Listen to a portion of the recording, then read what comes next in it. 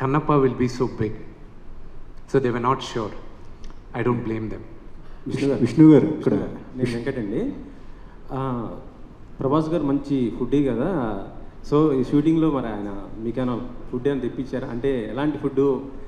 Actually భక్తి cinema కదా, మరి ఏం తీసుకున్నారు? నేనైతే సినిమా అంతా నాన్ వెజ్ తినానండి. Non veg? I'm not lying. Because నేను ఆ బాడీ మెయింటైన్ చేయాలంటే I had to eat a lot of protein and I'm non vegetarian. And అది తప్పు అనిపించలే నాకు. అండ్ ప్రభాస్కి ఏం తినిపించా, అతను నాకు ఈ సినిమాలో ఏం తినిపించలే. నేనే నా కుక్స్ని తీసుకొచ్చి ఫుడ్ పెట్టాను. నెక్స్ట్ టైం ప్రభాస్ని కలిసినప్పుడు అడగండి నేను ఎలా పెట్టానని. అంతేనా? సో ఇటీవలే కుబేరా రిలీజ్ అయింది, మంచి సక్సెస్ అయింది. ఇప్పుడు కన్నప్ప కుబేరా ఎఫెక్ట్ పడే అవకాశం ఉంది కదా? I don't know. సినిమా జనాలు, that's a different genre, this a different genre. Telugu film ఇండస్ట్రీకి అది చాలా మంచి సూచకం కుబేరా ఆడడం. And I'm really happy for it. ఎందుకంటే థియేటర్స్కి సినిమాలు ఇంకా విపరీతంగా ఆడాలి.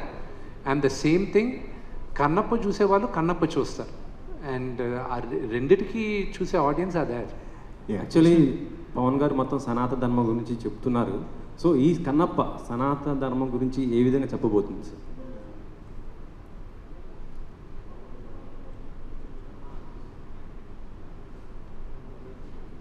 పవన్ కళ్యాణ్ గారే కదా? అవును. సనాతన ధర్మం గురించి చెప్పాలంటే ప్రాబబ్లీ ఈ జనరేషన్కి ఆ వర్డ్ కొత్తగా ఉండొచ్చు, but it is been there forever. And నిన్న రివ్యూ రాసిన ఒకటి భలే మాట చెప్పాడు. He put it online. సనాతన ధర్మం నమ్మే ప్రతి ఒక్కడు ఈ సినిమా చూడాలని వాళ్ళు చెప్పారు. I was shocked. శివభక్తులు ప్రతి ఒక్కరూ ఎందుకంటే వాళ్ళకి కన్నప్ప కథ తెలీదు, ఇతను కన్ను తీసి ఇచ్చేది ఇదంతా. వాళ్ళు నన్ను బాగా పొగిడారు. వాళ్ళకి they don't know who Vishnu is. అంటే పాత సినిమా ఏదో డబ్బింగ్ సినిమాలు అవి చూసి వాళ్ళకి ఓకే, కానీ but going by what they said, నాకు గుండెలో రైలు పెరుగుతున్నాయనో యాంటిసిపేషన్తో.